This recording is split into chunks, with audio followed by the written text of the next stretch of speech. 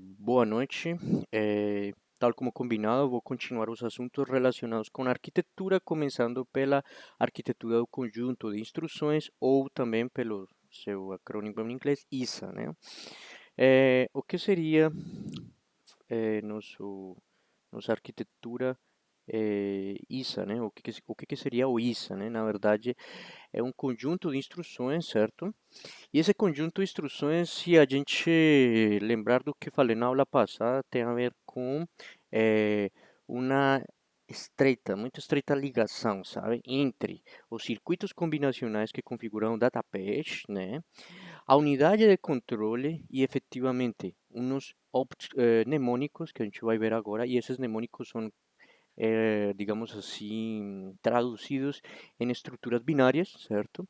E essas estruturas binárias, com certeza, são as encarregadas de dar origem ao que na aula passada chamamos de microinstrução. Então, essa microinstrução, por sua vez, vai executar alguma tarefa por meio da unidade de controle ou pelo database, que é o caminho de dados, né?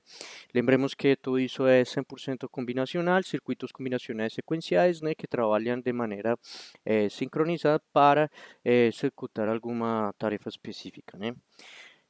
Na aula passada falei do pipeline, né, e como se poderia configurar ele através do database, né? A utilização recursiva, né, dos registros que conformam o caminho de dados ou database, né? Bom, então quando se fala de ISA, evidentemente, pues temos que falar disso aqui, da linguagem máquina. Então, quando se fala de ISA, se fala necessariamente de uma linguagem máquina ou também assembly, né? Essa linguagem vai depender muito do fabricante, porque cada fabricante define um conjunto de instruções, um ISA, né? Então, cada microcontrolador tem um conjunto determinado de ISAs, né? Por exemplo, os da família PIC, a família da Microchip, a PIC-16F. A grande maioria eles têm o mesmo número de instruções, né? Eu acho que são ao redor de 32, 35 instruções, mas o que eu posso dizer agora é que esse conjunto de instruções se utiliza de maneira estratégica pelo programador para poder acessar de maneira eficiente os circuitos da microarquitetura, né, o database, né. Então aí nesse caso a gente vai falar sobre o que compõe uma ISA, né? Então temos que um dos pontos centrais na arquitetura de processadores é justamente a ISA, né? Suas características influenciam vários aspectos na definição e implementação da arquitetura, operações realizadas pela ULA, número e funções de registradores, né, dos registradores, e estrutura e a interconexão dos componentes da seção de processamento, né? Então, basicamente estou como desmembrando o que acabei de falar em três coisas importantes. O buffering, que talvez seja um conceito assim um pouco já tratado em aulas anteriores, ele tem uma estrita ligação com o fato de você garantir memória de baixa capacidade de armazenamento, só que com uma altíssima certeza de, ou melhor, com poucas falhas de leitura, né? Então, seria com um buffering você consegue de alguma maneira, né, você reduzir os problemas de install de memória. Então, buffering o buffer, né, o processo de salvar em buffer, chamado como buffering, né, na verdade, ele é muito importante e com certeza ele tem uma influência significativa na construção de algoritmos baseados no ISA, né. As operações básicas, pues, das instruções vão ser definidas a depender do conjunto de instruções. Tem alguns microprocessadores que eles possuem um mnemônico, uma instrução típica para fazer a soma. Tem outros que têm a soma, mover dados ou copiar dados. Tem outros que só têm a instrução para fazer subtração, como também tem outros que não têm. Então você tem que fazer com o próprio somador, fazer complemento a dois e por aí vai. Então, na verdade, tudo vai depender da marca, da família do microcontrolador, especificamente do fabricante, em outras palavras, né? Observemos, sempre a gente falou que temos uma linguagem de alto nível, né? do linguagem de alto nível tem um compilador que se encarrega de fazer a tradução, né, do nosso linguagem de alto nível, C, C++, Pascal, sei lá, para o seu equivalente assembly daquele microcontrolador daquela família específica. Então, o compilador não é um compilador, como já falei em outras aulas, é um compilador genérico, desktop, que você vai e coloca um print e ele faz. Não, não, não, não. Não vai acontecer isso, gente. Então, o compilador é muito restrito, né, ao que você vai fazer. E o que eu posso dizer para vocês é, a gente vai programar em C aqui também, né, os micros, e vamos observar uma coisa. Primeiro eu vou mostrar para vocês qual é o verdadeiro compilador, né? Como que funciona um compilador para C ou para microcontroladores baseado em C. E a outra é que o compilador ele vai depender também do fabricante. Ou seja, tem fabricante que cria um compilador específico para programar seus microcontroladores. Tá? Como tem outros que adaptam, né, algum compilador existente de licença pública, né, e pronto, e faz aquilo. Mas, evidentemente, é um problema que pode ser solucionado gradativamente com a inclusão de cada vez mais sintaxes novas ou colocar cada vez mais que outra operação viável, né? Uma que outra estrutura nova para facilitar ou flexibilizar a execução de um programa. Né? Então, o compilador vai depender muito também do fabricante. Né? O assembler, então, vai ser o que? É o programa que pega aquela linguagem assembly já pronta e essa linguagem assembly, ele é geralmente, pois, por exemplo, aqui falando da família da Microchip, né, temos o assembler, o MPASM, que é um tipo assim, um assembler, um programa que pega a linguagem que você tem tudo em assembly e traduz para o seu equivalente em binário. Mas na verdade, esse binário não é nem tão binário, na verdade é um arquivo hexadecimal. São os mesmos dados binários, só que codificados em sistema numérico hexadecimal. E realmente é isso que a gente vai utilizar. Aqui a gente vai utilizar dois arquivos específicos, o .exe e o .coff. O .exe é aquele arquivo que vai ser gerado aqui, nessa fase, o link loader, que é como se fosse um fosse como se, tipo assim, ele se encarrega de pegar todas as partes que foram traduzidas para binário e junta para criar um único programa executável, nesse caso, um único arquivo hexadecimal, né, nesse caso que eu vou colocar onde? Dentro da memória de programa do microcontrolador. Né? Dessa vez estou sendo bem mais específico, estou falando já não tanto microprocessador e sim microcontrolador.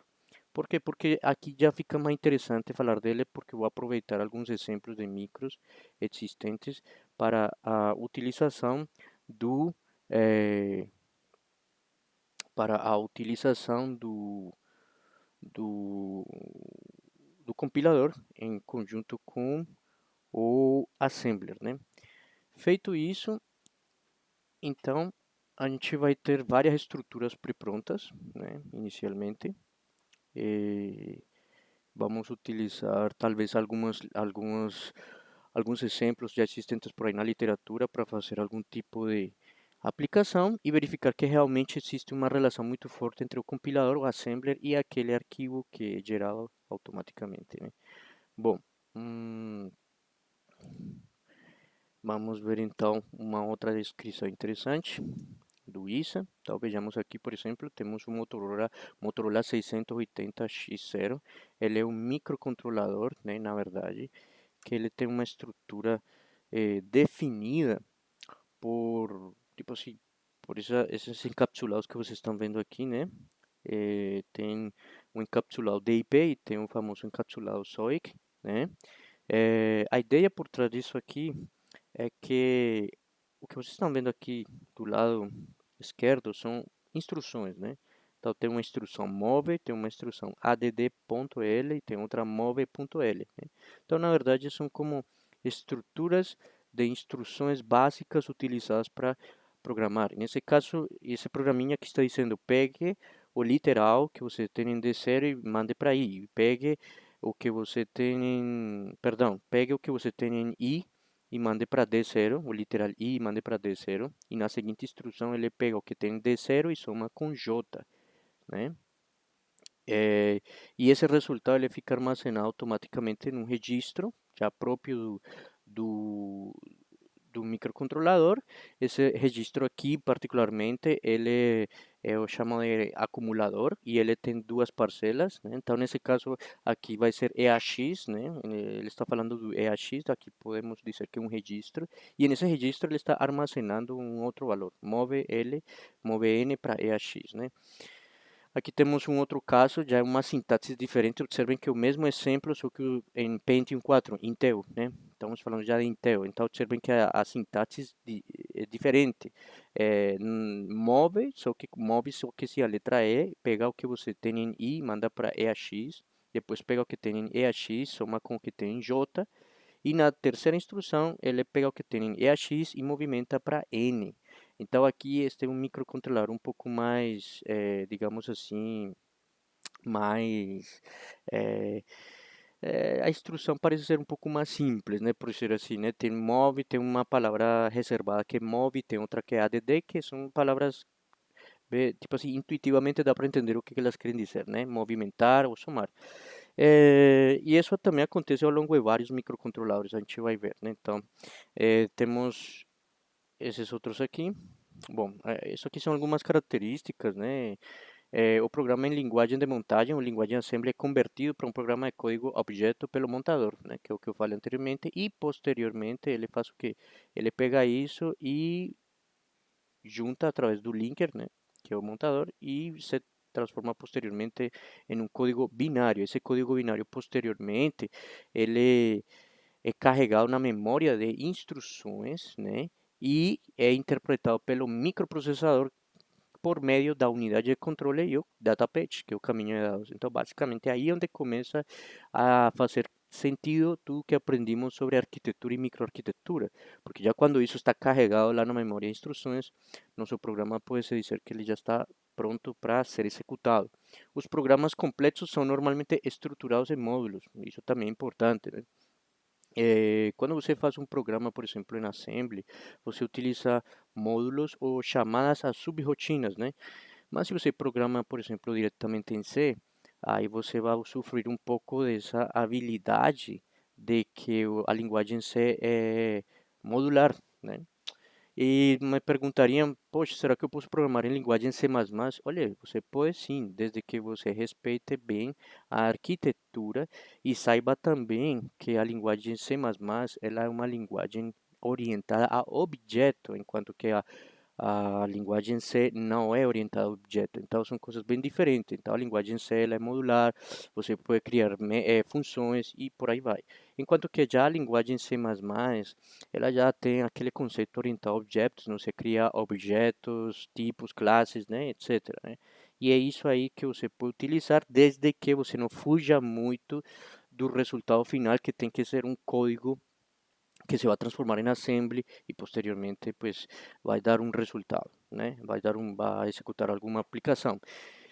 Não é muito comum de se programar em C++, embora hoje existam plataformas já pré-prontas, né? Como por exemplo o próprio Arduino, que tem uma nomenclatura muito parecida com o C++, né? Tipo, então parece que você programa em C++, mas na verdade você está criando algumas estruturas pré-prontas já para você passar ao a essa interface a passar um outro compilador que está internamente que pega essa sintaxe pronta, um interpretador, né, software, e vai transformar em algum código já, pode ser em linguagem C ou posteriormente em assembly, né, a depender do caso.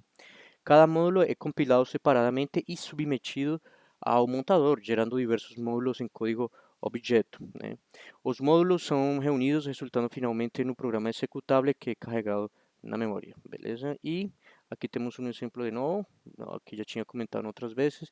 Eu tenho um programa em alto nível e usando os passos 1, 2 e 3 que acabei de explicar, pues então eu transformo esse programa em linguagem de alto nível em linguagem máquina e posteriormente, através desses passos, eu transformo ele em binário, né?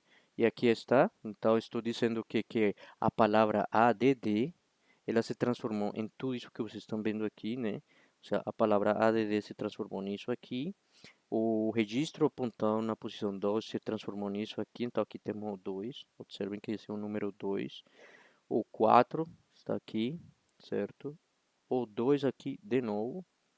E aqui temos um outro código, tudo zero. Observem que 00 junto com essa expressão aqui é como se fosse uma codificação, é como se fosse uma representação em binário da instrução ADD. Então, para o MIPS, o microprocessador MIPS, essa estrutura aí é o mesmo que falar de programar, de ser ADD. Né? Então, basicamente é isso, né? Você utiliza o ADD e o ADD é simplesmente um mnemônico. Então, isso aí passa, daqui em diante vamos chamar de mnemônicos, né? Então, o mnemônico é simplesmente isso aí, um ADD, LW, SW. São essas, digamos assim, sintaxes que são conhecidas pelo programador e que são definidas pelo fabricante, sendo que quando você coloca isso no seu editor de texto ou aquela ferramenta que você usa para programar, e na hora de compilar, o compilador vai entender isso como, ele está me dizendo ADD, então vou traduzir isso por o equivalente em binário, que significa some. Some o quê? Aquilo que está a meu lado, o vizinho, que são que esses números aqui, né? Essa parcela aqui com essa aqui e coloquei aqui, né? Por exemplo. Então é isso basicamente como princípio, né? Mas eu vou detalhar isso melhor ainda. E isso aí seria como o princípio do ISA, né? Com o ISA você sabe quantas instruções você tem e o que cada instrução faz. E a gente vai ver isso muito na prática, né? A gente vai utilizar praticamente o tempo todo, né? O ISA. Né? Só para explicar de novo, né? Então, linguagem de alto nível, eu posso ter essa instrução em alto nível, n igual a i mais j, mas em assembly seria o quê? Pegue o que você tem em i e mande em EAX, depois pegue o que você tem em EAX, some com o que tem em j e o resultado coloque em EAX. E depois pegue o que tem em EAX e mande para n. Então, nesse pequeno código de 3 instruções, eu fiz essa instrução de uma linha em linguagem de alto nível. E isso é equivalente a, em binário, isso aqui. Né? Então, na verdade, bom, isso aqui não é o equivalente a isso, mas essa instrução toda aqui, essa coluna toda, ela tem um equivalente em binário e então teríamos 3 segmentos, né? 3 segmentos ou 3 linhas, sendo que cada linha representa uma instrução completa. Então aqui teríamos 3, uma para cada isso. Isso aqui é somente uma representação gráfica de que quando você termina de fazer isso, você vai ter na saída um conjunto de números uns e zeros, né? A priori, no paradigma da informação digital, teríamos uns e zeros. Então, vejamos, por exemplo, tipos de instruções, né? Então, tipos de instruções e operandos, né? Então, temos operando é um valor, né? Um valor que você vai utilizar dentro da instrução. Por exemplo, se eu vou somar dois valores, eu vou somar, na verdade, dois operandos, né?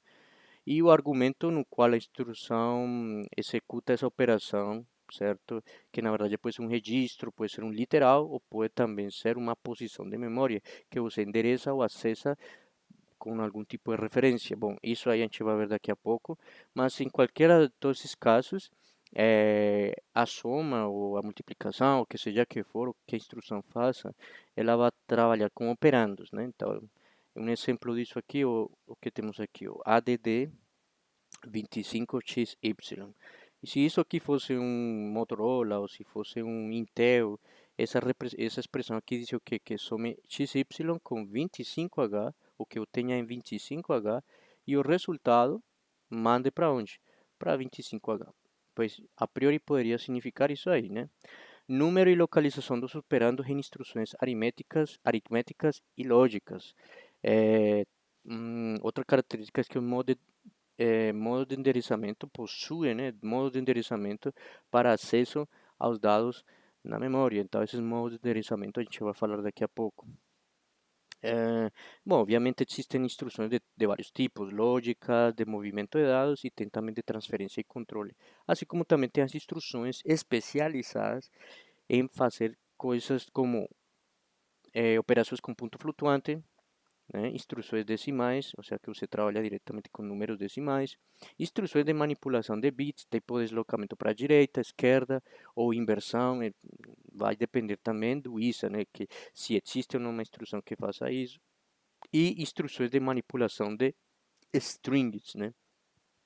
Instruções de manipulação de string, na verdade, são bem comuns, porque com elas você consegue fazer operações sobre cadeia de caracteres, mas isso não é tão comum, sabe, em linguagem assembly. Então, assim, a gente termina usufruindo de algumas ferramentas da linguagem C, né?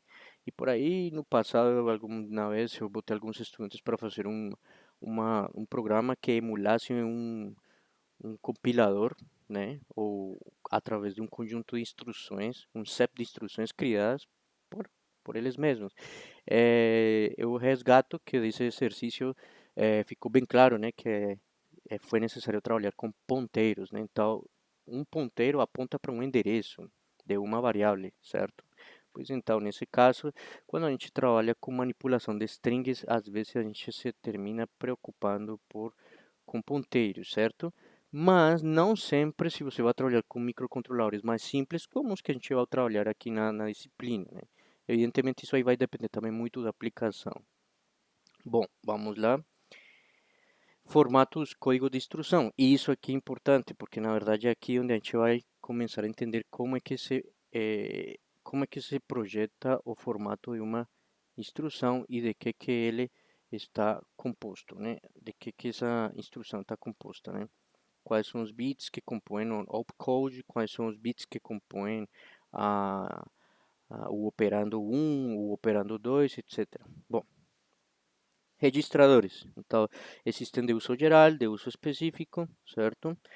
E aqui alguns bits que são bem comuns de ser trabalhados quando se programa um microcontrolador. De uso geral temos, pues, geralmente, né, a memória, como já falei, a arquitetura Harvard ela é dividida em duas parcelas, memória de programa e memória de dados. A memória de dados, como a palavra indica, é onde você tem os dados que você vai utilizar para somar ou para fazer alguma operação específica, ou para salvar dados, para carregar ou salvar, load e store. Então, beleza, já falei disso. Inclusive, no final dessa aula eu vou fazer alguns exercícios relacionados com a aula anterior e a lista de exercícios também número 2, tipo, fazer alguns probleminhas parecidos ao que tem na lista número 2, só para fixar, né? Eh, Também existem registradores de uso específico, né? Então, esses registros de uso específico, eles estão destinados a configurar o funcionamento de tudo aquilo que o microcontrolador oferece. Então, por exemplo, tem microcontroladores que eles têm módulos de comunicação, comparação, tem módulos de conversão análogo-digital, tem módulos de PWM, tem pequenos módulos para comunicação de RS-232, I2C, etc. Né? Aí cada um desses módulos com certeza vai ter um conjunto de registros que você tem que configurar preliminarmente para depois executar um programa principal que trabalhe com esses registros. Isso é bem interessante e a gente realmente vai aprender muito sobre isso, porque a gente vai utilizar praticamente o tempo todo registros de uso geral e registros de uso específico. Os de uso geral, como falei, estão na memória de dados, então lá você vai ter, por exemplo, uma posição de memória que o próprio fabricante indica a partir de onde você pode considerar registros acessíveis, né? Ou seja, acessíveis que você pode escrever e pode ler, né? Você também pode apagar, aliás. De uso específico, então, um registro fundamental é o PSW. O PSW, na verdade, é digamos assim, uma palavra de configuração de Program State Word, né, na verdade, Status Word, né? Ela é um registro, sim, no que a gente coloca basicamente dados binários e cada bit está associado, né, com um tipo de acontecimento na unidade central de processamento, ou seja, no microprocessador, ou seja, no data page, né? Se no data page eu executo uma operação cujo resultado foi negativo, então poderíamos ter um bit lá chamado n que pode ficar em 1 quando dê um resultado negativo e 0 quando for positivo. Podemos também verificar se alguma operação em binário na saída da ULA, no data page, deu igual a zero. Se deu igual a zero, então podemos ter um bit também, um flag, na verdade, costuma chamar de flag. Se ele for igual a 1, é porque então a operação foi zero, e se for zero, então é porque não foi nula. E temos várias outros bits, por exemplo, temos o ULA, né? Temos a verificação de overflow, quando eu já expliquei na aula passada, overflow o que é, né? Tipo quando você ultrapassa, né, a quantidade de bits, né, existentes para os registros, o tamanho do registro que você está trabalhando. Então, se eu tenho registro de 8 bits e eu faço uma operação cujo último bit é o nono bit, então isso é overflow. Então, só por esse fato vai ter overflow. É muito comum também acontecer isso em temporizadores. Eu posso configurar os temporizadores para que eles contem, né, até um determinado valor. E quando eles cheguem nesse valor, vai ter um overflow. E esse overflow vai ser como a dica para eu detectar se eu já cheguei no final da contagem temporal ou não, né? Então, existem muitas ferramentas para isso, aliás. É marcado o C, que é para ver se tem um carry, e o A para ver se tem um carry no terceiro bit, né? Então, por exemplo, isso também acontece. Esse carry no terceiro bit, na verdade, é no final do primeiro nibble, né? O nibble é como se fosse os 4 bits menos significativos de um registro de 8 bits, por exemplo. Isso a gente vai ver no PIC16F84, que a gente vai trabalhar a partir da próxima aula, eu espero. E aí vai, né? Então, e temos outros, né? Tipo, podemos ter um bit que seja para marcar paridade e por aí vai. Aqui temos um conjunto de registros típicos do MIPS, que é de 32 bits, e aqui está, né? Então, por exemplo, aí temos registros de propósito geral, propósito específico, e temos um outro registro que é o da pilha, mas a gente eu vou explicar melhor o que é uma pilha, né? Então, vejamos aqui, ó. Aqui temos, por outro lado, os registros típicos da Intel, né? Quando você vê isso aqui da Intel, você diz, pô, onde é que eu consigo ver esses registros no meu computador que é Windows, mas ele na certa, né, tem um processador, se ele tem um processador Intel, por exemplo, você consegue ver isso. Agora, de uns anos para frente, tipo, depois da criação do Windows XP em diante, o sistema operacional ele tinha embutido o DOS, que era o sistema operacional da tela preta, né? Nessa época, o sistema operacional estabelecia que você digitava, né, a palavra debug, né, e automaticamente iria aparecer um ambiente de desenvolvimento de programação para assembly para o tecnologia Intel. Aí então você chegava lá e colocava tipo letra A, aí ele mostrava os registros. Se você colocava RB, aí ele mostrava outros registros e por aí vai, né? Iba mostrando conteúdos e etc. Então, isso já foi desaparecendo. Hoje, se você está com um Windows 8, 10, 7, tanto faz, eu acho que você já não vai ter isso no debugger, né? Você já não vai conseguir mais enxergar esse programa, mas existe um emulador do debugger que eu também deixei lá disponível no Schoology, vocês podem baixar, é fácil de instalar, vocês abrem, instalam, testam e fazem alguns comandos.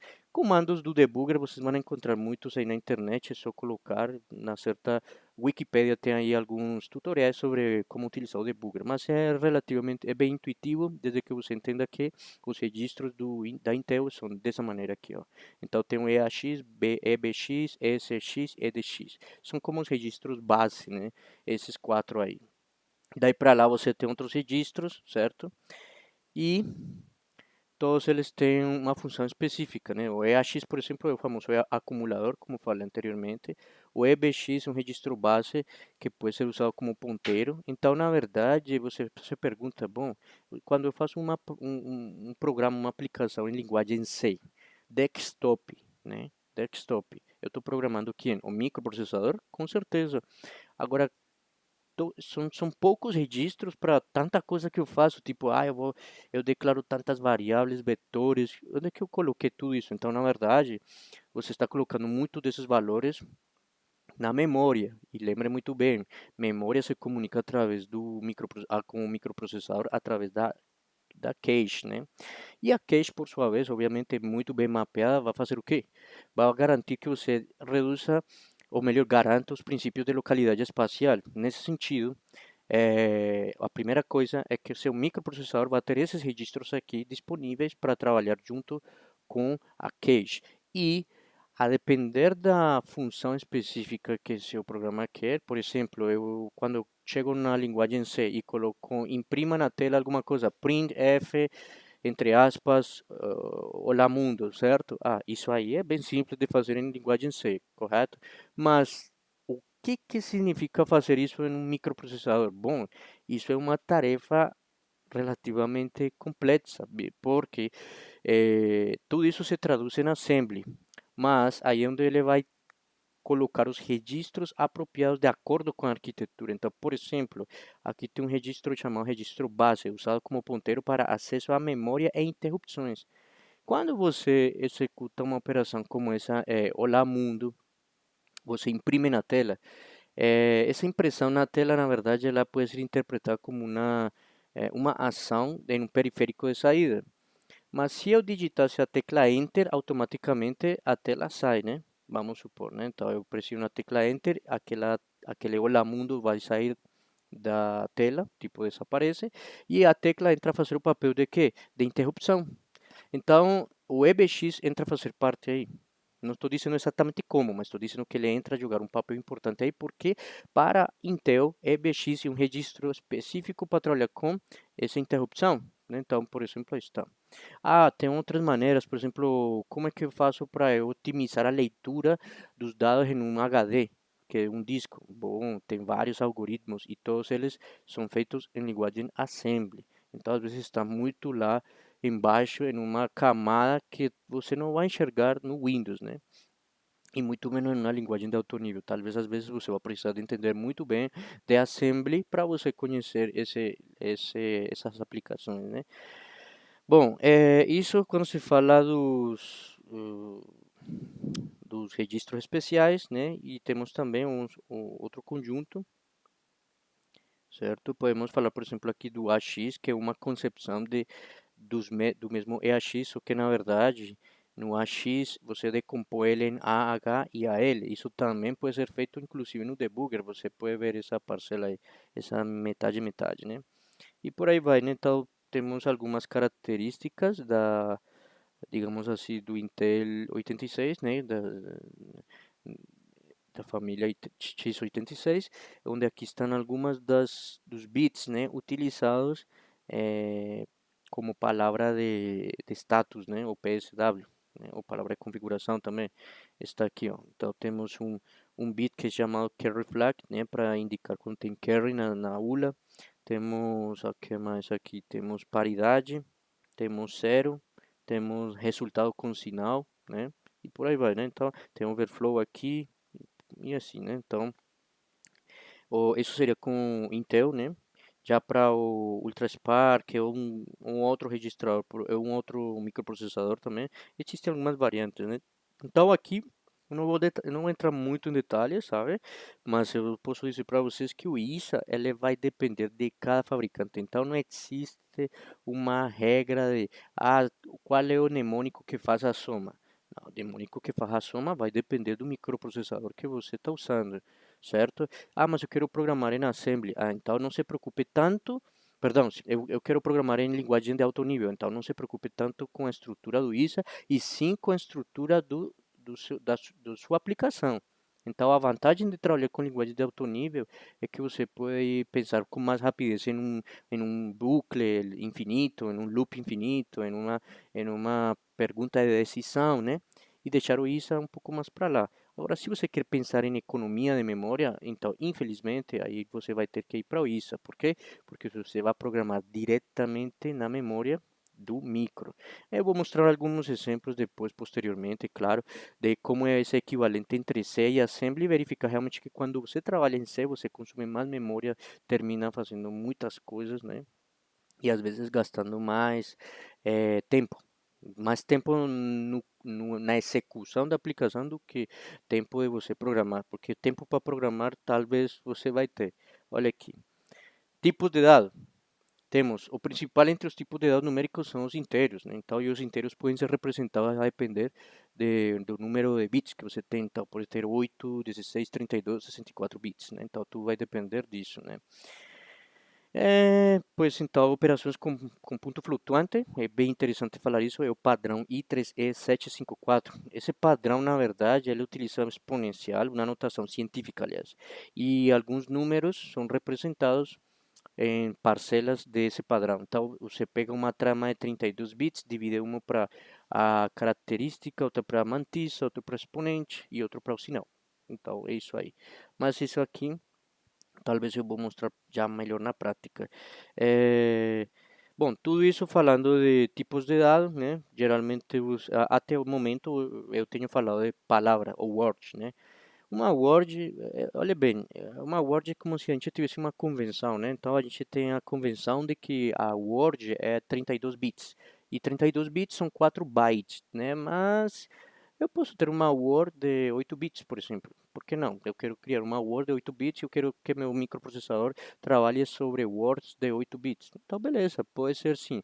Entretanto, quando se fala Word assim, né, a nível literário e escutando por aí, olhando por aí em algumas fontes, né, você vai encontrar que sempre que falam Word, estão falando de 32 bits. Então, você pode ter um byte agrupado que, na verdade, é perdão, uma palavra agrupada que é de 32 bits, né?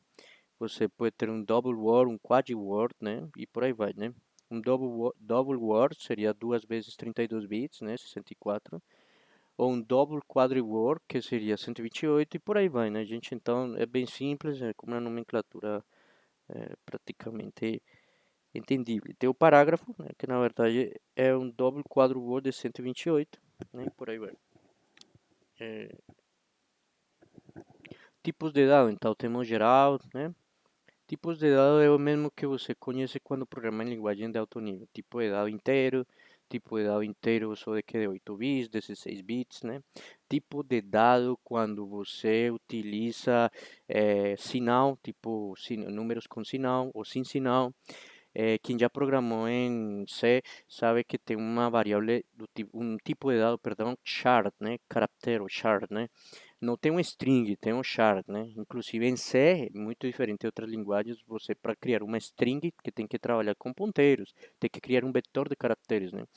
Então, esse tipo char, por exemplo, você não vai encontrar aqui a nível de assembly, porque você não vai trabalhar especificamente com uma letra como se fosse um uma letra, um caractere. Não, você vai trabalhar ela como um código. Então, aqui na assembly, você pode falar de um número, uma letra, para tudo no final vai ser número. Por quê? Porque pode ser hexadecimal, né? Então, uma letra, por exemplo, expressar no código ASCII, eu posso representar ela com um código hexadecimal, né? Um número hexadecimal de 8 bits, né? Então, isso com certeza vai acontecer, a gente vai ver isso na prática. Temos, temos tipos de dados desse tipo, né? E aqui está como um exemplo, né, dos tipos de dados. Então, por exemplo, um inteiro sem sinal de um bit. Então, por exemplo, aqui, ó, aqui está, né? Então, 8 bits. Inteiro sem sinal de uma palavra. Então, de 0 a 15, né? Por isso, 16 bits, né? Então, uma palavra, o dobro, né? Assumindo que a palavra aí seja de 8 bits, então, pues, uma palavra.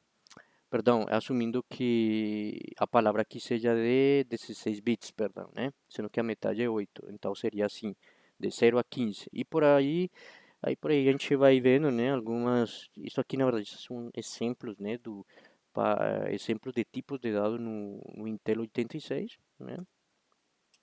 Aqui seria do Pentium, do Ultra Spark, né, 3, do x86 e o 8051, um microprocessador bem famosinho, né?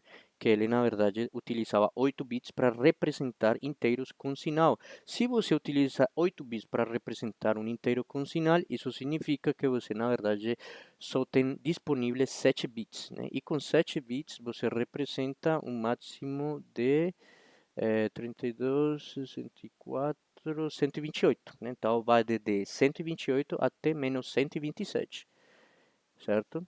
Ou seja, você pode ir nesse intervalo, né? Se você utilizasse 8 bits e quisesse que fosse com sinal, ou seja, de 256 a menos 255, você não iria conseguir, porque com que bit você iria representar o sinal. Então, esse é o propósito de trabalhar com sinal, é que você reduz em um bit a expressão, né? ou melhor, reduz em uma quantidade considerável o valor máximo a ser expressado. Tipos de dado, então, também, como já falei, o ASCII, né? Ele é muito comum, né? Temos o ASCII para representar valores, né, específicos, e aqui tem uma tabela ASCII, né? Posteriormente, a gente, quando for trabalhar com ASCII, eu vou mostrar na tabela lá, eu fiz uma tabelinha aí para vocês conferirem o código ASCII, né? E o ASCII, pues, evidentemente, ele teve muitas mudanças, né? O ASCII era muito bom, né? Evidentemente, para a língua inglesa, porque na língua inglesa a gente não tem acentos, não tem muitas variações, né? Sintáticas, né? Então, a língua é uma língua, digamos assim, que em comparação com línguas de origem românico, como pues, espanhol, francês, português, italiano, você tem muitos acentos e às vezes tem até caracteres diferentes, né? Então, isso trouxe a necessidade de modificar cada vez mais o código ASCII, né? E hoje se fala até do UTF-8, né? E também se fala de qual outro? Do Unicode, né? O Unicode e o UTF-8 também, que é bem utilizado. Na verdade, vocês podem encontrar isso no material de apoio, um material que eu preparei aí para que vocês deem uma acompanhada nesses caracteres, né? E aí vocês talvez vão entender melhor, vão complementar melhor o que estou falando em relação à representação de números ou de letras em binário, né? Formato de instrução. Isso aqui basicamente é o foco, né, do que eu queria mostrar hoje. Formato de instrução se caracteriza principalmente por um código de operação, a referência ao operando, um dos operandos a ser trabalhados, a referência ao operando de destino e a referência à próxima instrução, né? Eh, Vejamos aqui, por exemplo, quando se fala de formato de instrução, então eu estou me referindo certamente a como essa instrução ela é chamada, né? Então, por exemplo, temos o opcode, a referência ao operando e a referência ao outro operando. Então, isso aqui poderia ser uma soma, né? Então, se fosse uma soma, gente, se fosse soma, ela teria que dizer o seguinte, né? Então, vamos ver aqui. Se fosse soma, por exemplo, então eu estaria dizendo que estaria assumindo que alguém no compilador apropriado veio aqui e fez o seguinte, colocou soma, peraí que foi mal. Vamos supor que eu tenho isso aqui, ó, soma, aliás não, vou colocar como é no Intel, add some EAX com o que eu tenho no literal i, por exemplo. Aí ele vai somar e o resultado fica onde? Em EAX. Então esse add, que a gente chama de mnemônico, na verdade é o opcode. Ele é representado por um código binário e esse código chama de opcode. O EAX vai estar aqui e o i, assim de maneira bem sucinta, bem a priori didático, poderíamos dizer que é essa distribuição. E o que que isso faz então? Então, por exemplo, o opcode ele pode ser o add, mas também pode ser o sub, mul, div, load ou store, a depender da arquitetura que você escolhe para trabalhar e do set de instruções dessa arquitetura. Então, eu estou assumindo que eu pego uma arquitetura que ela tem essas possíveis operações, né? Então, tem esses possíveis opcode, né? Ao mesmo tempo, o primeiro operando, né? Então vamos supor R, né? Então se eu vou assumir o R, então ele está aqui, R, e o Y, pues provavelmente vai estar no outro operando, né? Tudo isso vai ser enviado para onde? Vai ser enviado para o data page, que está aqui, né? Para esse data page aqui. E ele vai fazer o que? Ele vai executar a operação, o resultado, e depois vai mandar para onde? Vai mandar para,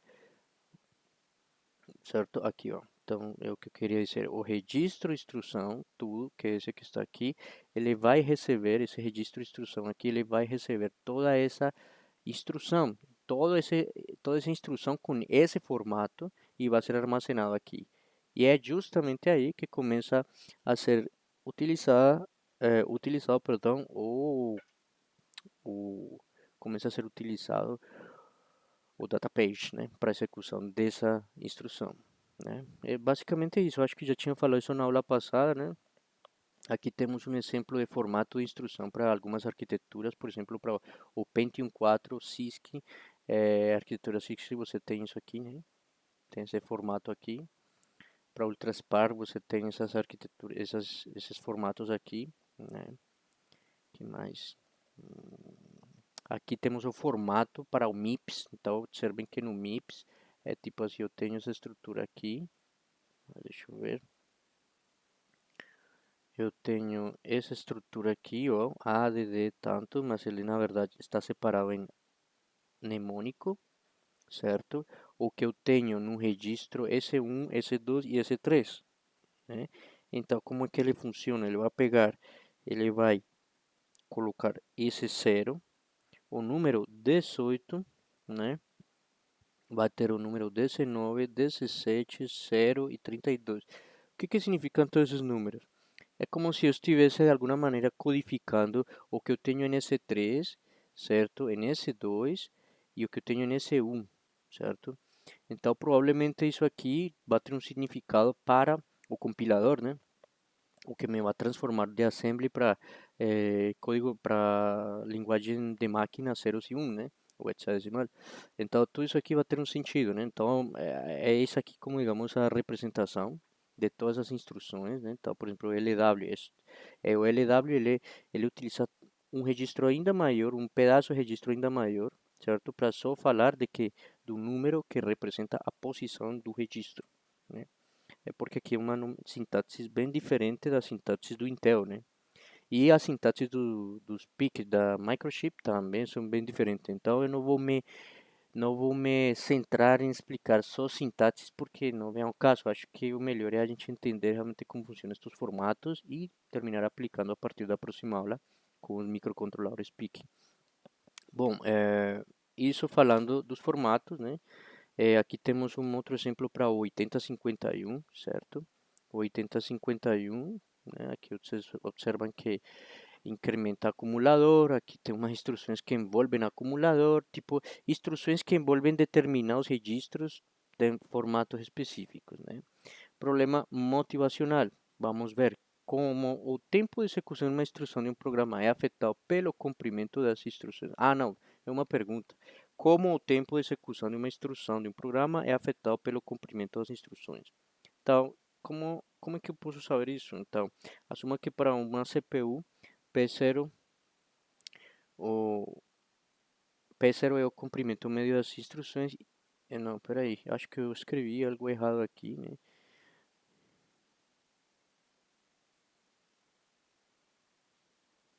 Ah, tá, foi mal. Assuma que para uma CPU P0, vírgula, né, o comprimento médio das instruções é duas vezes a largura, né, de banda no barramento entre a memória cache, que tem L1D e L1I, e memória principal. Assume-se também que o CPI da CPU é 2 com penalidade, certo, de falha de 100 ciclos para leitura escrita, assim como 25% das operações associadas com loads stores. Isso aqui lembra um problema que a gente viu na aula passada, onde a gente utiliza esses conceitos aí para calcular o tempo de execução, né, de um programa. Então, será que isso tem a ver um pouco com o cumprimento das instruções? Pois bem, sim, não, porque então aí vai depender muito também de que do isso. Então, a resposta para isso, para esse programa, para esse problema aqui, é claro, você vai ter que calcular o tempo de execução. Só que o tempo de execução, por sua vez, vai depender do número de instruções. Mas o que vocês não sabem é que cada instrução vai ter um tempo de execução. Então, você não vai ter como dizer de maneira genérica que se eu tenho 5 instruções e cada instrução se executa em 1 microsegundo, então o total é 5 microsegundos. Não, não porque tem instruções que podem durar 1 microsegundo e outras podem durar 2 microsegundos.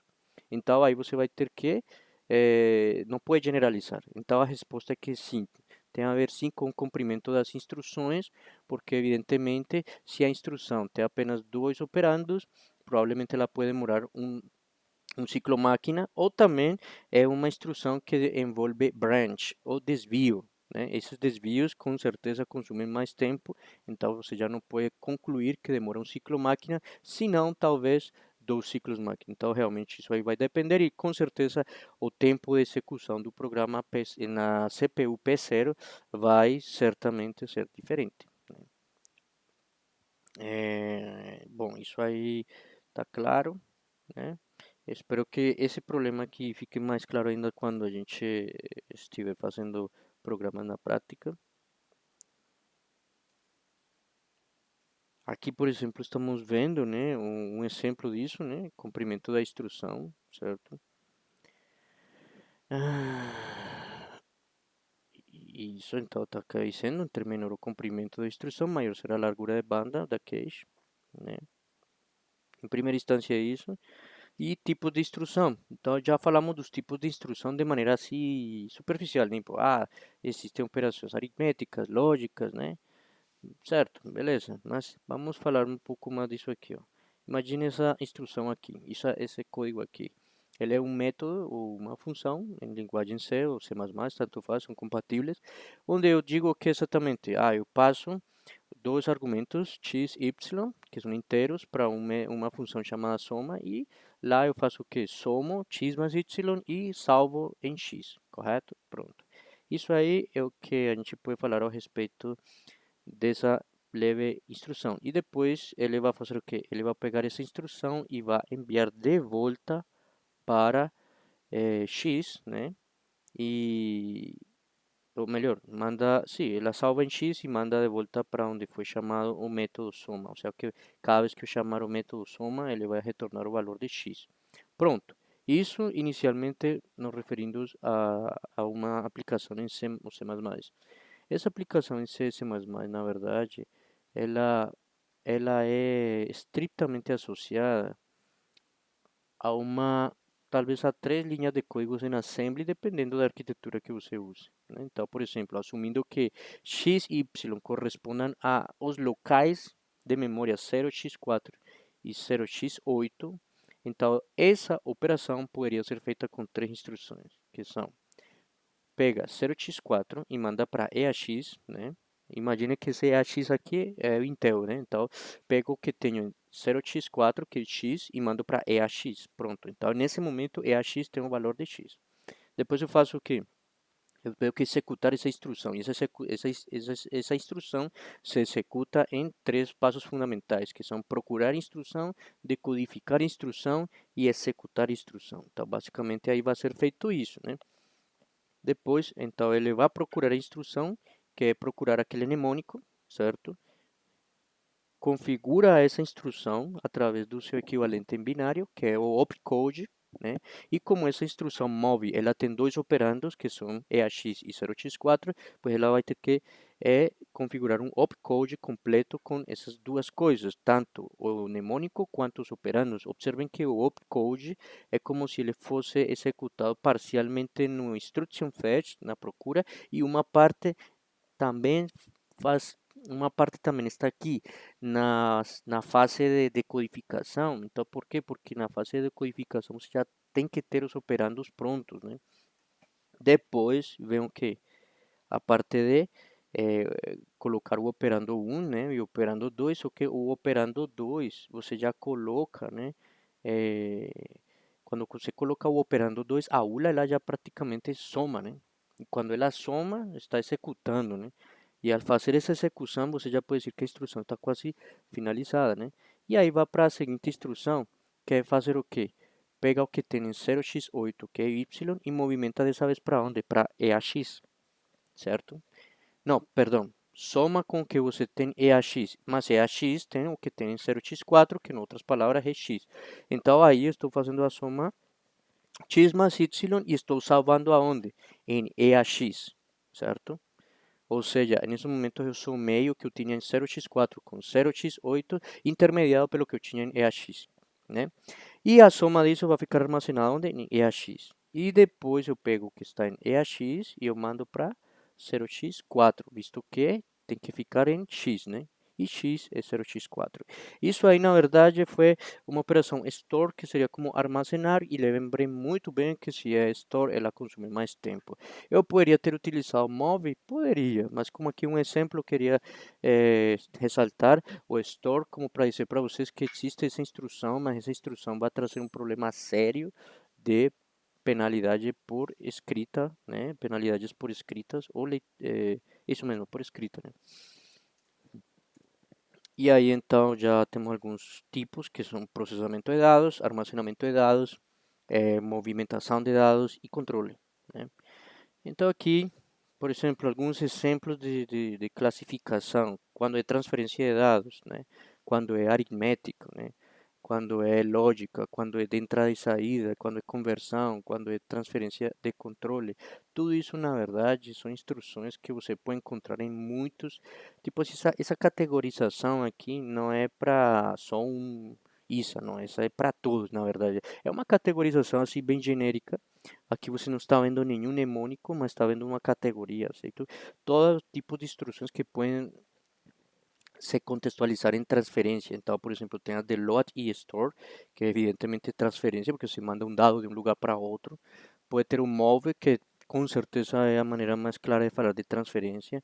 É chain, intercâmbio, clear, apagar, colocar em colocar na pilha ou tirar da pilha. Bom, isso aí tudo é transferência. Aritmética, pues tudo aquilo que envolva a ULA fortemente, já seja soma, multiplicação, divisão, certo? Até inclusive operações lógicas, mas essas operações lógicas estão em outra categoria. Temos as entradas e saídas, então entrada e saída seriam mais especificamente quando você pega alguma coisa que está na entrada ou que você pega alguma coisa da memória e manda para a saída. Isso também acontece muito, evidentemente, e em um microcontrolador isso vai fazer a diferença. A gente com certeza vai trabalhar com eles também. Tem conversão também, claro. E tem transferência de controle quando você quer, por exemplo, verificar um bit e se acontecer alguma coisa, pula e se não, fica aí, então vá para outra posição, outra subrotina, ou então você chama uma subrotina, guardando o endereço anterior, controlando o que você tem no contador de programa também, e por aí vai. Então, tudo isso seria transferência de controle. Seguindo nessa questão de tipo de instrução, então vejamos, por exemplo, esse caso aqui, ó. Vamos, quando você fala de tipo de instrução, você também tem que ver que tem instruções que elas podem ter capacidade para trabalhar com dois, três ou até um operando às vezes. Então, isso caracteriza as instruções em diferente instrução triádica, instrução diádica, instrução monádica. Triádica quando você tem três operandos, tipo, tem aí, por exemplo, na triádica você tem como implementar essa operação que temos aqui, certo? Só que usando uma triádica, então você pega A com B, subtrai, e o que esteja, e o resultado coloca em Y. Depois pega o que tem, pega D com E, multiplica e salva em T, e depois pega T e soma com C e salva em T, e depois pega o que você tem em Y, divide com o que tem em T, e o resultado salva em Y, mas você utilizou operações que têm três operandos, né? Ou utilizou instruções com três operandos. Se fosse diádica, você iria demorar um pouco mais, porque você precisa operar de dois em dois, então não tem essa facilidade. E quando é monádica, pues vai demorar mais. Então, observe que na medida em que você aumenta o número de operandos, você, com certeza, diminui, né, o comprimento o comprimento do programa, né, do algoritmo. Mas se você quer trabalhar com instruções com poucos operandos, pues você vai ter que sacrificar o comprimento do programa. Gente, isso aqui realmente não é muito assim de muita novidade. Por quê? Porque quando você for programar comigo aqui o microcontrolador, por exemplo, o PIC, você vai trabalhar com instruções quase todas diádicas, né? Quase todas diádicas. Aliás, todas são diádicas. Se tiver alguma monádica é raro. Perdão, triádica, não, não. Todas são diádicas e uma que outra é monádica, sabe? Mas quase todas, na verdade, são nessa estrutura. Não tem triádica, então, se tiver triádica, você vai encontrar ele no MIPS, e aí você não vai trabalhar com MIPS, na verdade, vai trabalhar com microcontroladores, e aí você vai ver especificamente aquilo que estou dizendo, né? Tipo, realmente precisa de se virar com instruções de dois operandos. Endereços, temos os números, né? Os operandos que você vai colocar em uma instrução, pois eles vão ser endereços, podem ser endereços, tipo, eu posso somar duas coisas, mas um operando não é propriamente o valor que eu quero somar, pode ser o endereço de uma posição de memória onde está o dado que eu quero somar. E o outro operando pode ser um número que eu mesmo digitei, tipo 4 em decimal. Isso pode ser. Então também tem números e caracteres. Ah, eu posso somar caracteres? Posso, porque já sabemos que na Assembly nada é uma letra, tudo é números. Então, um caractere é código ASCII e tudo isso você pode representar de alguma maneira como um número, né? E dados lógicos, então você pode colocar 0 e 1, né? Então, por exemplo, eu posso somar o número 0 com o número 1 e assumir eles como um resultado binário? Posso, sim, claro. Então, aí está. Alguns exemplos de ISA, por exemplo. ISA já sabemos que é conjunto de instruções, né? Então, aqui temos um exemplo do ISA para, ah, tipo, todo o conjunto, o cardápio de instruções que o fabricante oferece para o MIPS, né? Então, aí está, né? Tem operações de aritmética. Observem que quase em todas as ISA para de muitos microprocessadores, o ADD é sempre o mesmo, que é o que? Somar, né? Só que aqui é diferente, porque no Intel são dois operandos e aqui no MIPS são três operandos, então é triádico. E já o Intel costuma ser diádico. O microchip também diádico. Então é mais ou menos nesse sentido, né? Transferência de dados, temos load, store, lógica, temos AND, OR, NOR, desvio condicional, então, pule se for igual e pule se não for igual. As duas que diz aí, BEQ e BNE, certo? SLT, então, SLT é coloque, a menos, coloque em 1, a menos que, não, pule se ele for igual a, se ele for menor que, se um desses registros tem um valor que é menor ao valor armazenado no outro registro. Basicamente isso, compara menor que, né? Menor que ou maior que também pode existir, né? Em alguma outra estrutura. Isso, maior que, menor que. Desvio incondicional, que são os jumping forçados, né? Aqui às vezes fala de jumping, mas por exemplo tem no microsheet você utiliza muito a instrução go to, vai até uma posição específica. A gente vai ver isso na prática. Aqui do Pentium 4, por exemplo, o ISA total do Pentium 4, do Ultra Spark, do 8051, que é tudo isso aqui. Enquanto o Pentium 4 é CISC, de 32 bits. Observe, CISC não tipo, conjunto de instruções complexo, né? E o RISC, que é o reduzido. Então aqui seria um CISC de 32 bits, é isso mesmo, é de 32 bits, só que são instruções diádicas, né? E 8051 tem um conjunto de instruções simples, RISC, né? Então para vocês verem, né? Os dois são da mesma companhia, só que o 8051 é RISC, certo? Então você olha, oferece um conjunto de instruções menor, enquanto que o CISC, ele já por ser de 32 bits, pois então ele é uma arquitetura mais para instruções mais, tipo assim, mais elaboradas, né? É muito comum, por exemplo, na CISC você encontrar uma operação em assembly já pronta para executar, por exemplo, cálculo de um exponencial, por exemplo, vamos supor, né? Então, você tem 32 bits para passar esses dados. Pronto, com 8 bits eu acho que fica um pouco complexo, né? Vai ter que se virar muito e com instruções diádicas, enfim. Modo de endereçamento, então aqui já vamos falar dos modos de endereçamento. Temos o modo de endereçamento imediato, direto, indireto, certo? Registrador, eu vou mostrar como funciona isso, né? E algumas vantagens, né? Então, o modo de endereçamento imediato, vamos começar por ele. O operando está dentro da instrução em execução. É, por exemplo, vamos com a soma. Então, se eu tenho soma 4, mas o que eu tenho no registro 33. O 33 é um endereço, mas o 4 é um número. Aí esse número é um endereçamento imediato. O número 4 não está sendo chamado em nenhuma parte. Eu já estou colocando aí. É isso que faz com que essa instrução utilize um fetch, pouco mais rápido. Por quê? Porque esse número está sendo passado diretamente na instrução, ou seja, que a CPU não tem que ir a procurar em nenhuma outra parte esse número, porque ele já está sendo passado diretamente para a ULA. Então, esse é um modo de endereçamento imediato. E como funciona? Vejamos aqui. Por exemplo, isso aí, some o número 7, é uma instrução monádica. E o que ele vai fazer? Então, vejamos aqui, ó. Eu digo, o meu formato é o seguinte, ó. O ADD tem um opcode, certo? E o 7 vai ser um operando. Só que esse 7 é o 7, não é posição de memória, é o número 7. Aí o que ele vai fazer? Ele vai pegar esse valor, vai somar junto com um registro acumulador, certo? E o resultado vai colocar onde? No próprio acumulador. E é isso aí, que essa estrutura aí que a gente conhece como ISA, né? No momento em que foi executada essa operação, que foi feita através de quem?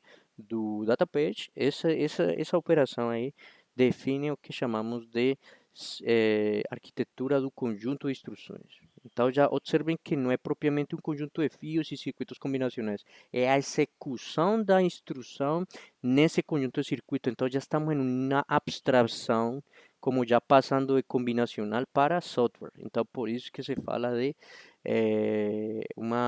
tipo assim, já uma passagem de hardware para software. Então aqui já temos uma interpretação para isso. Então isso aqui seria o imediato. O direto, então o direto seria da seguinte maneira: o direto é quando você aponta diretamente para uma posição da memória.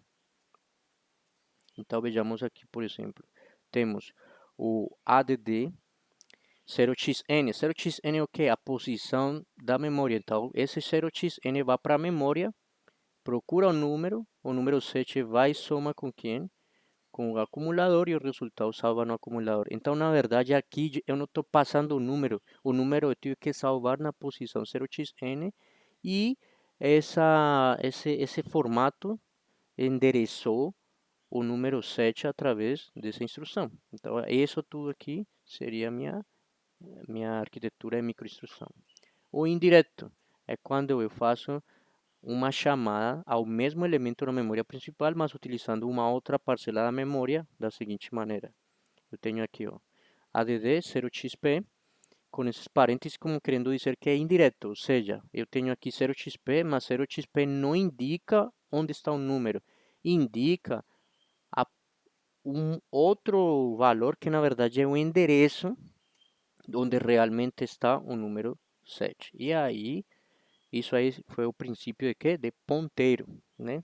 Então, quando você fala de indireto, você está falando praticamente de um ponteiro, né? Tipo, aponta, ele aponta para uma posição de memória onde vai estar o endereço que contém um valor que eu tenho interesse em utilizar. E aí depois somo com o acumulador e tá. Por que somo? Porque estou falando do ADD, né? Mas lembramos que isso aí é feito pela ULA, né? Modo de endereçamento também tem por registrador, quer dizer, utilizando os registros de uso geral, né? Que a gente já falou. A ver, vou mostrar aqui. Aqui está o registrador, tem um opcode, tem o endereço do R1 e aí está. Tem um register file, que como já mostrei por aí, ele está no database e aí você vem e faz o quê? Ah, inclusive aqui está o register file, é esse aqui, né? Então o que eu vou fazer agora? Pego, aponto para esse registro vai ter um número, né?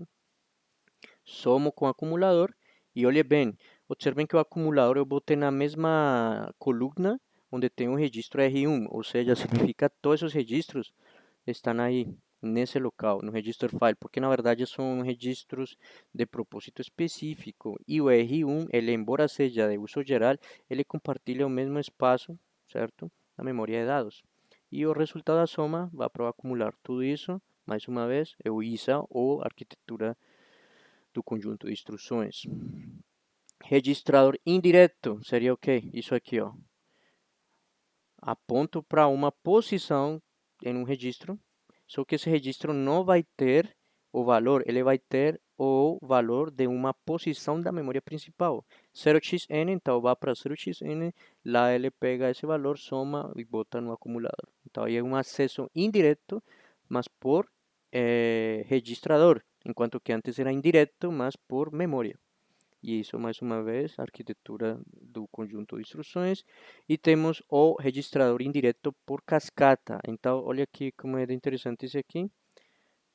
Ele acessa o registrador aponta para uma posição na memória, que por sua vez aponta para uma outra posição, onde finalmente eu vou ter o número 7 e finalmente eu somo e salvo no acumulador. E isso aí seria, mais uma vez, uma representação da arquitetura do conjunto de instruções. Modo de endereçamento por deslocamento relativo, né? Tem outro por registrador base e tem o outro, deixa eu ver, que é esse aqui, pronto, por registrador base. Então eu tenho um registro base, certo? Que é o R1 e tem um endereço. São dois operandos agora, mas como é que funciona isto? Então, o endereço de R1, que está aqui, ele tem um 0xn e o endereço é 0xm, certo?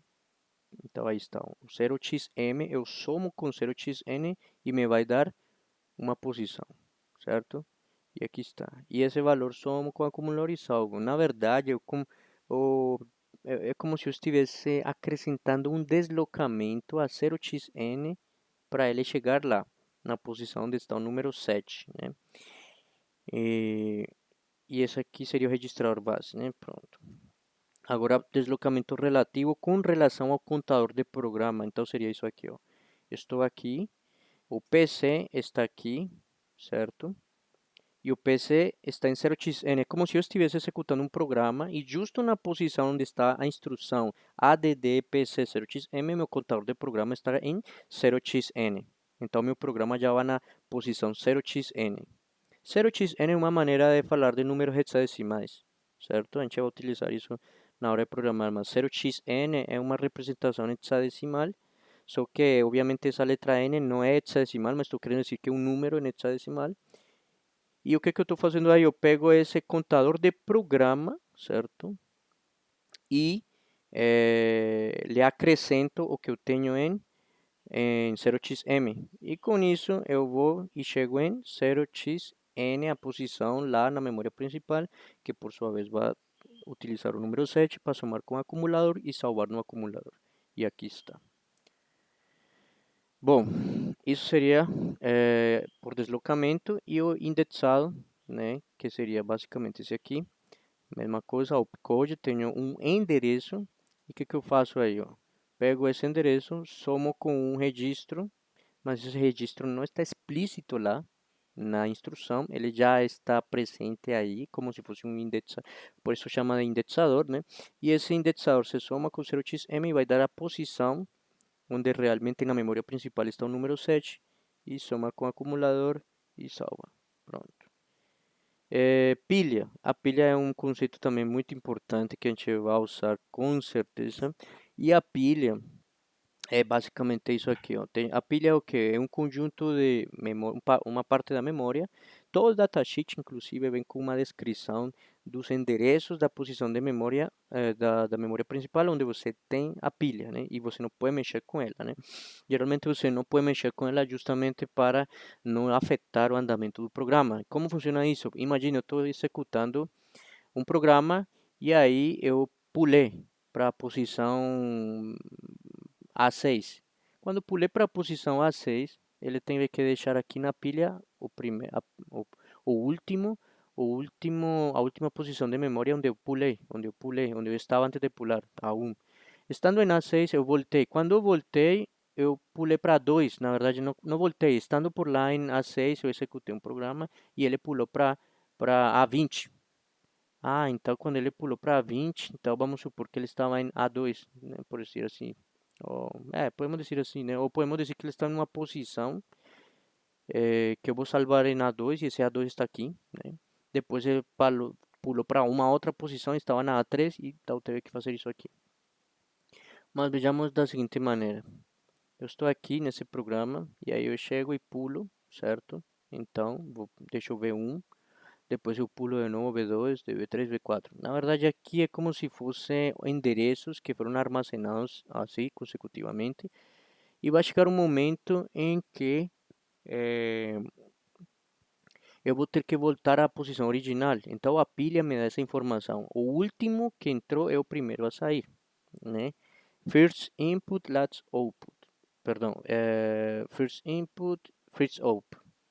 Primeiro que entra, primeiro que sai. Primeiro, não. Last input é um LIFO, né? Último que entra é primeiro que sai nesse caso, né? Então, nesse caso, temos aqui LV, SP e o SP é o stack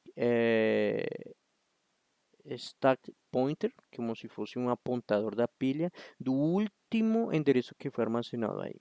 Na prática, vou fazer alguns problemas para que vocês vejam como funciona a pilha. E aqui eu vou armazenando cada vez mais endereços. E vai chegar um momento em que, por exemplo, eu volto para a posição original. Então, esse C2, esse executa, ele volta para a posição anterior, então é C2, né? Então, ele armazena aqui. Eu vou mostrar com um exemplo agora, certo? Aqui são algumas operações, digamos assim, genéricas, que cada fabricante vai ver como coloca, qual mnemônico. Mas vejamos aqui, por exemplo, estou no estado inicial, aí eu executo uma operação, né? Aí eu coloco, quando eu executo uma operação, eu pulei por lá para algum endereço e o último endereço antes de eu pular era esse aqui, o I. Depois eu vou aqui e coloco um pop, que seria o quê? Como retirar o que estava anteriormente, que era o I, e voltar para J. Então eu estou outra vez na situação anterior, né? Na situação inicial. E após uma operação binária, eu posso ter isso aqui, J com K, e vai dar isso aqui, né? Então, eu reduzo em uma posição a pilha e no endereço imediatamente abaixo, pois vou ter o valor dessa operação. Mas é muito comum acontecer e muito mais entendível se eu fizer da seguinte maneira. Imagine esse programa, eu carrego D, multiplico com E, somo com C, e depois pego e armazeno em F. E depois eu faço o seguinte, carrego A, subtraio com B e divido com F. Isso vai dar o valor de F tal como está aqui. E é uma instrução monádica. E armazeno em F. Pronto. Imagine fazendo isso na pilha. Então, coloco A, push A é a operação como de colocar na pilha e pop é de retirar da pilha. Então, coloco A, depois coloco B, depois faço sub, que seria o quê? Pega A menos B, né? Depois eu coloco C e posteriormente coloco D e E, né? E faço o que? Multiplicação de D com E, depois soma, e depois eu faço o que? Divido, bom, nesse caso faço uma divisão de o que está lá em cima, né? O que está, perdão, na primeira posição, que é A menos B, pelo que está na segunda posição, que é esse resultado aqui. Observe que depois eu faço pop, né, para retirar o que eu tenho aí e seguramente é isso que eu tenho aí eu posso mandar para alguma posição específica. Qual é o objetivo da pilha? Então imagine, eu estou aqui, neste momento na memória principal, estou executando um programa. Quando eu estou executando um programa, o contador de programa ele vai incrementando, né? Então estou aqui, meu contador de programa está em PC mais 1. E em minha pilha, ela está apontando para essa posição. Então vamos lá. Aí eu configuro o status, sei lá, fiz alguma operação lá, depois eu vou para uma subrotina. Quando eu vou para uma subrotina, automaticamente o meu stack pointer, stack point, né, na verdade, ele aponta para a posição anterior aonde ela foi chamada. Nesse caso, o valor para o que ele está indicando, menos 1. Observe que esse parênteses é indireto. Então, vai ficar, se estava na posição 2, então é 2 menos 1, que vai dar a posição 1, por dizer aqui, a posição inicial. Então, isso sai daí e volta para a posição original. E outra vez volta a uma condição inicial. Ou seja, quando eu chamei uma subrotina, ele executou isso, o stack pointer estava lá com um endereço que era o último, e depois, quando ele sai, ele volta aqui para a posição inicial. Eu vou mostrar isso também na prática. E aqui está a pilha. Então, se eu somo com o stack point da pilha, então seria basicamente isso aqui, né? Pego esse P, vejo o que eu tenho lá, vai ter com certeza a posição atual, né? Ou seja, o endereço da posição atual. Lá ele vai apontar para uma posição da memória e, consequentemente, se executa a soma e aqui temos a estrutura pronta, né? É, bom, eu acho que até aí a gente tem entendido mais ou menos quais são digamos, as questões, né, que existem por trás disso, né? Hum, eu vou só mostrar aqui agora para vocês os modos de endereçamento e como isso influi, né, no fluxo de controle. Então, quando o contador de programa e o tempo tem essa descrição, significa que existe um fluxo apropriado, né, contínuo, certo? Ou seja, que em nenhum momento foi feita uma chamada à subrotina, né? Quando você chama uma subrotina, você consome um tempo. Mas como aqui está sempre linear e crescente, então o contador de programa aumenta, ou seja, que seu programa está indo para frente, está tranquilo e não tem nenhum tipo de descontinuidade porque você não fez nenhuma chamada à subrotina. Então, começa aqui, vai por aqui e por aí vai. E então seu programa vai desse jeito. Mas pode acontecer o seguinte, pode acontecer que começa aqui, vá para aqui e pula para um outro endereço. Então o contador de programa já não é mais crescente. Então vá para aqui de novo, depois pula para aqui, depois pula para aqui, pá. Isso aí implica uns saltos que com certeza, bom, em termos de desempenho não é bom, certo? Aqui você pode ter, isso aqui pode ser a evolução de um contador de programa, certo? Visto de uma camada, desde um ponto de referência um pouco menos exigente. E aqui o que aconteceria quando você utiliza saltos, né? No material de apoio 5 vocês podem ver um pouco sobre isso e poderíamos falar de 5 tipos genéricos. Bom, eu vou deixar para vocês pensarem um pouco sobre isso olhando para esse desenho aqui. Observem que na verdade existem dois tipos. Existe um chamado a procedimento e chamada corrotina, na verdade. Então, na chamada corrotina, você nunca perde essa conexão com o sentido do fluxo, enquanto que aqui você pode até perder esse sentido de fluxo, né? Então, digamos que de certa maneira são conceitos diferentes, mas que têm uma ligação muito forte com o fluxo de controle. Bom, isso com relação ao fluxo de controle. E eu vou deixar aí para que vocês vejam outra estrutura pré-pronta, que já vou mostrar daqui a pouco. Só espero que vocês acompanhem direitinho a figura anterior, isso aqui, né? E já daqui a pouco eu vou explicar, na segunda parte desta aula, vou explicar como as interrupções fazem parte disso aí.